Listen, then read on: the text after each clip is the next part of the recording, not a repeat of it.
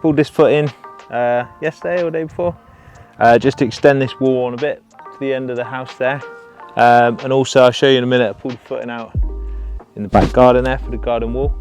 I wasn't going to concrete till next week until I get someone to give me a hand, but I phoned up for a price and the price wasn't too bad and they weren't very busy today, so I said yeah, go for it. So they're going to send a lorry out. It's a bit last minute, got a little bit of last minute prep to do, but should get it all done. Hopefully they'll be here in the next hour or so and we'll get that done.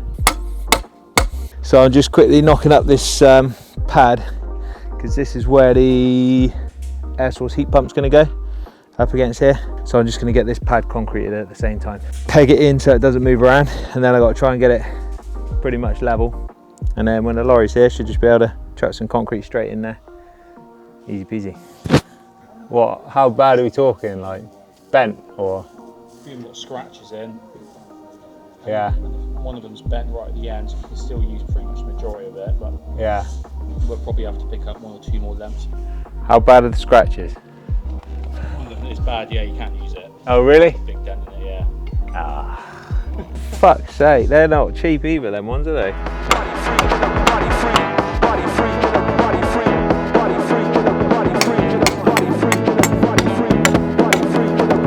Pulled this foot in. This is basically just going to be like a little garden wall with some steps going up where the ground's different. This bottom half is just going to be lovely flat patio, and that top half is going to be raised up a little bit. It's all going to be grass and turf, so just nice patio, nice clean grass. So I'm just getting this footing in today. Just need to cut some more mesh down, I've just remembered, because I'm going to put some mesh through this footing just to give it a bit of extra strength because it's not very deep. Yeah, and that's it, just getting prepped for the concrete lorry really. Just going to set laser level up so I can get the height of that footing down that end and get this new one the same. This is said laser, self levels itself. So yeah, this is just a receiver. Scared the shit out of me. This is a receiver. That red laser is just spinning around in a circle, like spot on level, and anywhere you go that will pick it up. But it always works, right? You set it out and this clamps nice onto here, but it always works out that it lands on one of these knuckles and the clamp doesn't fit on it very well, and it's always a bit of a pain in the ass really. So we'll see how we get on. I could go and just adjust the tripod and it would be up or down from this knuckle, but we'll see how we get on. It's just the clamp. Sometimes the clamp comes loose and falls off right when you don't want it to. See how that stopped beeping? Because my fat head's in the way. See what this looks like down this end. Sweet. So yeah, that's the height we're going to pour to. I'll just mark it out on the trench roughly for now, so I know where to pour the concrete to initially, and then we go over it with the laser again, make sure it's hunky-dory.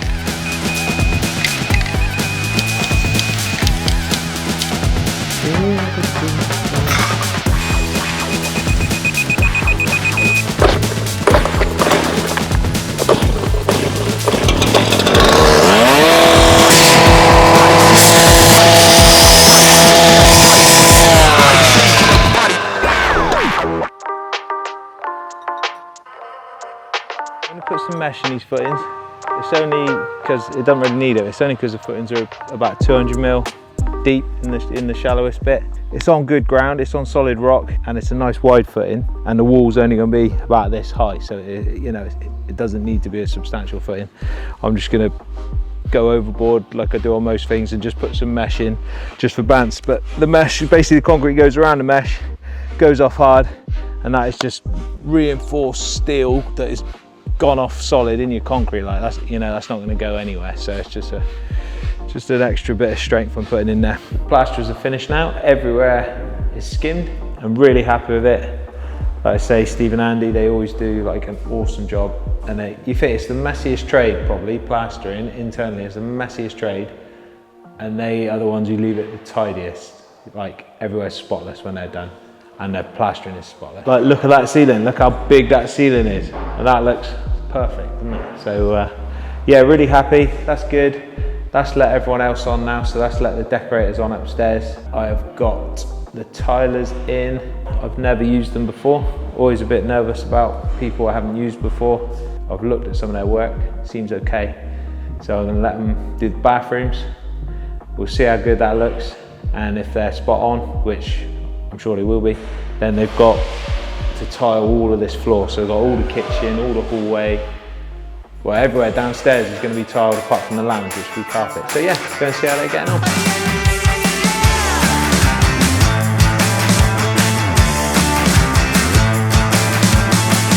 Get up on your feet, this is a shakedown. Order up that beat just like it's takeout. Show me you got soul inside those new shoes. Cal and Paul came and did the scaffolding yesterday, I think, which was really scary because I had to actually let someone use the new front door, which I don't like doing. I think they were fairly careful and they haven't broken anything yet, so happy with that. Didn't want to have to use proper scaffold, like, you know, what I was hoping to use a tower scaffold or something like that, but it was just proving too difficult. And then we'll have to drop the scaffold, and that's going to be real twitchy because everywhere's going to be plastered and painted, and they got to get all these scary metal poles out through the door without breaking the walls or breaking the doors or anything like that. So that should be fun. Actually got some paint on the walls now. Had Tony come in on, I think, Monday or last couple of days. He's been in and out trying to get coats on. He's pretty much miscoated all of upstairs, and I think he's got one more coat to do on the ceiling, and then that's finished, and then we can drop this scaffold. But one other thing I've got to do before we drop the scaffold is choose a chandelier and try and get it hung up on the ceiling there. Otherwise that's going to be a nightmare to try and do afterwards. And I think Jason's coming on Monday, so it only gives me the weekend to pick a chandelier and get it here and get it fitted. So it's one of my jobs, add that to the list. Jamie was back yesterday, starting to do all this stuff. I don't know what any of it is, but it looks pretty cool on the wall. We just had to be careful that we left enough room for Jace to fit all his electric-y stuff around, so I think they spoke yesterday and it's all sorted. So everything should work out, they shouldn't be getting in each other's way.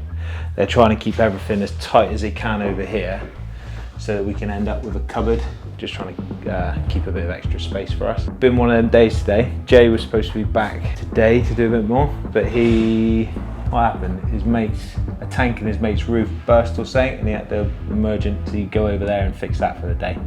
I think he's back tomorrow to carry on. The tilers nearly didn't turn up because his van broke down on the way home yesterday. And then Matt, the window fitter, he's supposed to be here today doing the Juliet balcony upstairs, but his van got broke into yesterday, I think. And some wankers nicked a load of his tools out, so I think he's had to go tool shopping this morning, sort his life out, and then hopefully he's coming over to push that on a bit later today. And I'm getting ready for concrete. Yeah, the lads got all the cladding done on the dormer yesterday. Really happy with that. Really happy with the colour choice on the cladding. I think it goes really well with the slate, the windows, fascia boards, the stonework, everything. It all ties it all together really nicely. So yeah, really happy with that. And we've got Matt today. He's fitting the toughened glass for the Juliet balcony on the master bedroom doors. Basically just a bit of glass across the front, so when the doors are open you can't fall out. So that's going on today. I'll hopefully help him lift that in place in a bit.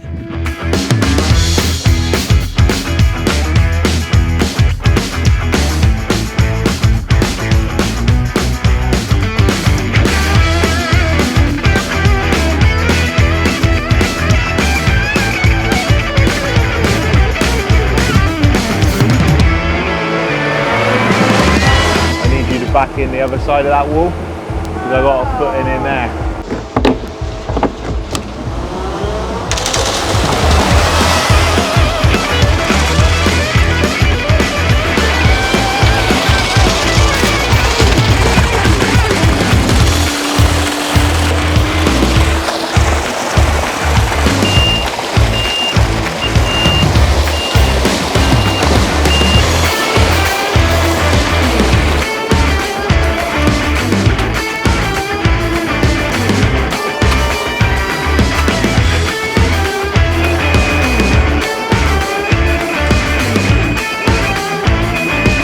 Fracco high in the middle there.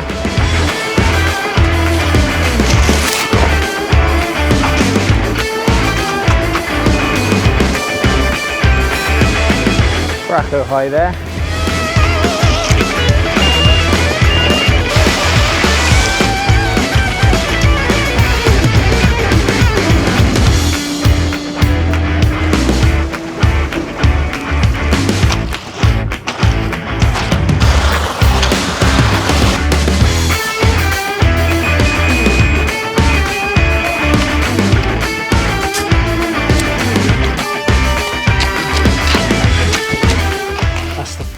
female concrete lorry driver I've ever had. And she was bloody good.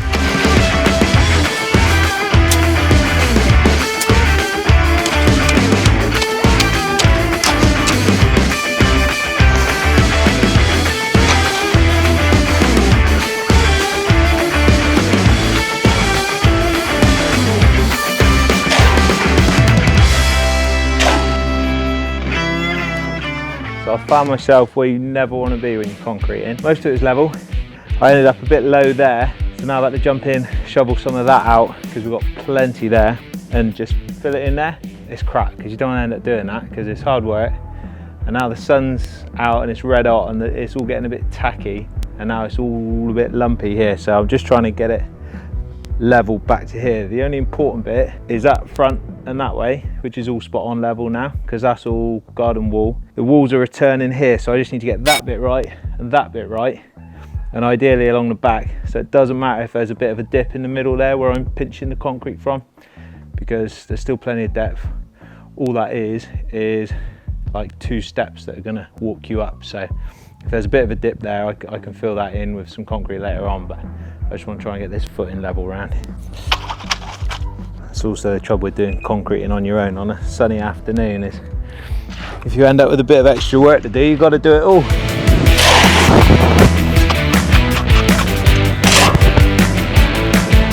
That's me now, footing's in, that's all gone. Didn't quite have enough to do that air source heat pump bit, but I can do that another day. And yeah, doing that on my own, I'm quite happy with how it's gone, so good day. Let me know what you think about the rest of it, and I'll see you on the next one.